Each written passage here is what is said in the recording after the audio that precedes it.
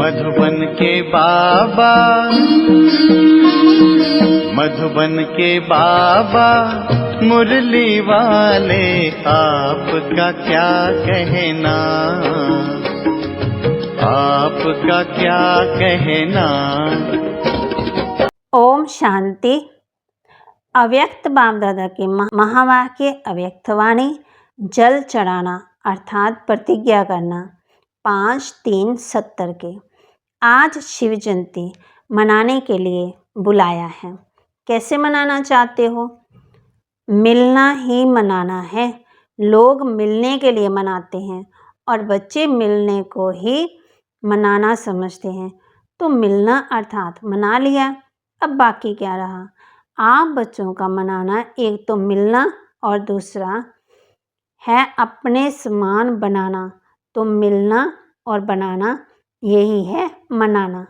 आज के दिवस पर ये 2 बातें करनी है। मिलन तो मना ही रहे हो, बाकी आप समान बनाना, ये दोनों बातें ही गोया शिव जयंती मनाई। जब भक्त लोग जल चढ़ाने के लिए जाते हैं तो भी बीच में ब्राह्मण होते हैं जो उनसे कराते हैं। तो आप भी ब्राह्मण हो। जैसे भक्त लोग जल चढ़ाते हैं वैसे तुम बच्चे बाप के ऊपर आत्माओं से जल चढ़वाते हो। ये जल अथवा दूध चढ़ाने की रस्म क्यों चली है? जिस समय जल चढ़ाते हैं उस समय मन में क्या सोचते हैं मालूम है? जल व दूध को जो चढ़ाते हैं उनका भावार्थ ये है, जब कोई भी प्रतिज्ञा करनी होती है तो हाथ में जल उठाते हैं। सूर्य को भी जल चढ़ाते हैं तो अंदर में प्रतिज्ञा करते हैं। तुम्हारे पास भी जब कोई आते हैं तो पहले पहले उनसे प्रतिज्ञा का जल लो। एक प्रतिज्ञा कराते हो ना कि हम आज से एक शिव बाबा का ही बनकर रहेंगे। पहले उनसे प्रतिज्ञा कराते हो। वह लोग भी अंदर में प्रतिज्ञा कर फिर स्वयं सम्मुख आकर के देवताओं पर अर्पण होते हैं। जो पूरे भक्त होते हैं वह सारा ही अपने को उनके आगे झुकाते हैं, अर्थात अपने को अर्पण कर देते हैं। तो तुम भी पहले उनसे प्रतिज्ञा कराते हो। जब पक्के हो जाते हैं तो संपूर्ण सभा कराते हैं। ऐसी सर्विस करनी है, बिल्कुल निशावर कराना। आपने कितनों को निशावर कराया? बाबा कहते जो जितना स्वयं निशावर बने हैं उतना ही औरों को बनाते हैं। अगर स्वयं ही संपूर्ण निशावर नहीं बने तो औरों को भी इतना ही आसमान बनाते हैं। अभी निशावर होने में मेहनत और समय दोनों ही लगता है, लेकिन थोड़े ही समय में निशावर होने वाले की क्यों लग जाएगी? जैसे वहाँ यादगार है काशी कलवट खाने का, स्वयं अपनी इच्छा से कटने को तैयार हो जाते हैं, वैसे भी यहाँ भी तैयार हो जाएंगे। आप लोगों को इच्छा पैदा करने की मेहनत भी नहीं करनी पड़ेगी। स्वयं अपनी इच्छा से जंप देने के लिए तैयार हो जाएंगे। ये क्यों लगनी है? अभी नहीं लग रही है। इसका भी कारण है, बच्चों के पास अभी कौन सी क्यों लगी हुई है? जब वे क्यों खत्म हो जाएगी तब वह क्यों लगेगी मालूम है? अभी कौन सी क्यों हुई है? संकल्पों की। संकल्पों में भी मुख्य क्या है? जो ही पुरुषार्थ में ढीलापन आता है ना, लाती है। व्यर्थ संकल्प का मालूम कारण क्या होता है? पुराने संस्कार किस रूप में आते हैं? एक शब्द बताओ जिसमें व्यर्थ संकल्प का बीज आ जाए।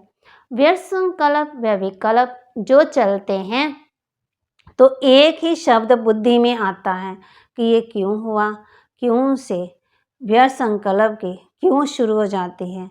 अंग्रेजी में भी आप देखते हो क्यों शब्द की निशानी सभी से टेढ़ी होती है, तो क्यों की क्यों बड़ी लंबी होती है। इस क्यों की समाप्ति बाद ही संपूर्णता आएगी। फिर वह क्यों लगेगी। जब क्यों शब्द निकलेगा फिर ड्रामा की भावी पर एक रस स्थिर रहेंगे। तो अब भी क्यों के क्यों को ख़त्म करना है, समझा? बाबा कहते लाइन नहीं लगानी है, क्यों हो गया, कैसे हो गया, ऐसे नहीं होना चाहिए था। एक क्यों शब्द से सेकंड में कितने संकल्प पैदा हो जाते, से फिर कल्पना करना शुरू हो जाता।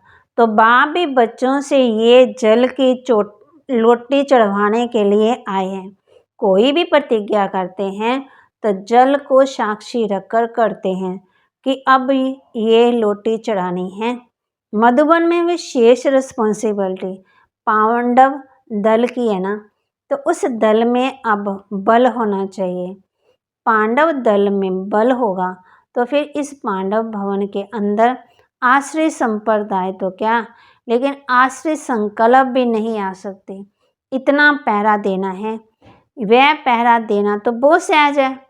जैसे इस गेट की रखवाली करते हो, वैसे माया का जो गेट है उसकी भी रखवाली करनी है। ऐसे पांडव सेना तैयार है जो आश्रय संस्कारों को, आश्रय संकल्पों को भी इस पांडव भवन के अंदर आने ना दे। अब पहले अपने अंदर ये पहरा मजबूत होगा, तब पांडव भवन में ये मजबूती ला सकेंगे।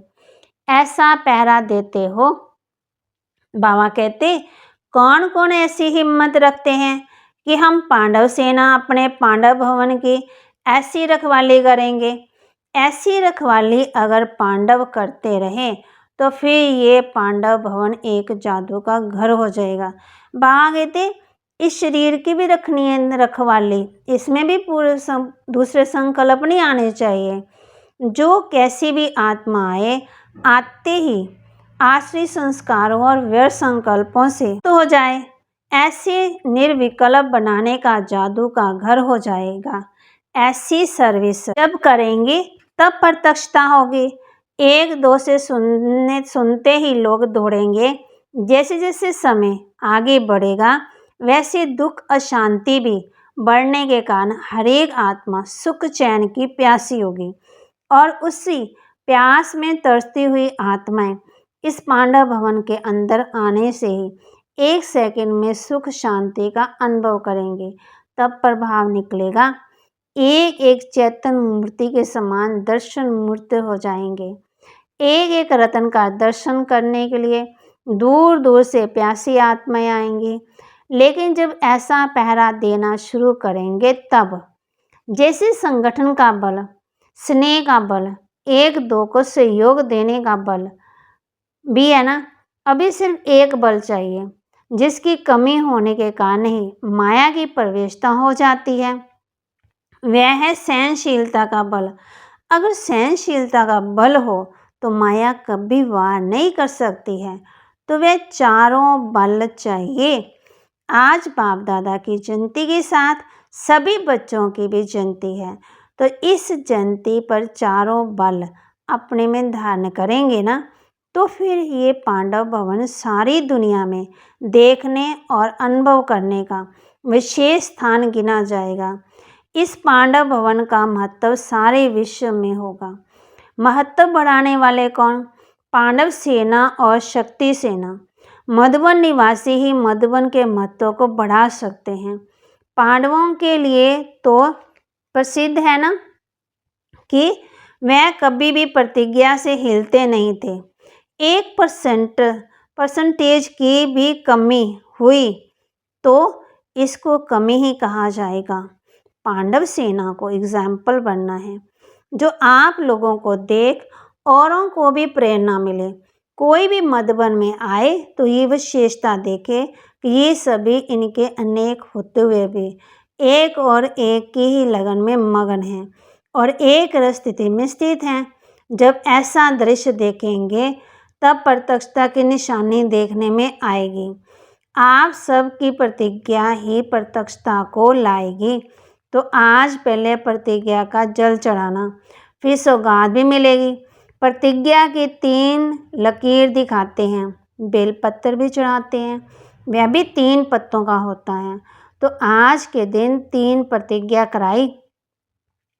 सहनशीलता का बल अपने में धारण करेंगे, क्यों को खत्म करेंगे और आश्रय संस्कारों पर पहरा देना है।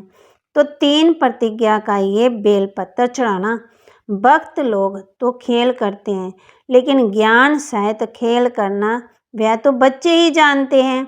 इसलिए आज के शिवरात्रि का यादगार फिर भक्ति में ये रस्म माफिक चलता है। पहले आरंभ बच्चे ही करते हैं ना ज्ञान सहित, और फिर भक्ति कापी करती है अंधश्रद्धा से। जरूर कापी किया है ना, तब यादगार बना है। भगवान बच्चों को कहते हैं वंदे मातरम। कितना फर्क हो गया। इतना नशा रहता है। जिस बाप की अनेक भक्त वंदना करते हैं, वे स्वयं आकर के कहते हैं वंदे मातरम। इस कुमारी की निशानी क्या होगी? उनके नैन, उनके मुखड़े, उनकी चलन बोल आदि से खुशी झलकती रहेगी, जिस खुशी को देख कईयों के दुख मिट जाएंगे। ऐसी माताएं जिनको बाप दादा स्वयं वंदना करते हैं, उनकी निशानी है खुशी। खुशी ही अनेक आत्माओं को हर्षित करेगा। अज्ञानी लोग सवेरे उठकर कोई ऐसी शक्ल देखते हैं तो कहते हैं सवेरे उनकी शक्ल देखी तब ये प्रभाव पड़ा। तो शक्ल का प्रभाव पड़ता है। तो आप बच्चों का हर्षित चेहरा कभी सभी देख अंदर हर्ष आएगा, ऐसा होना चाहिए ना। अच्छा, जितना जितना अपने ऊपर चेकिंग करेंगे उतनी चीज आती जाएगी। संकल्प, कर्म, समय, संस्कार, इन तीनों के ऊपर चेकिंग करनी है कदम कदम पर। ओम शांति।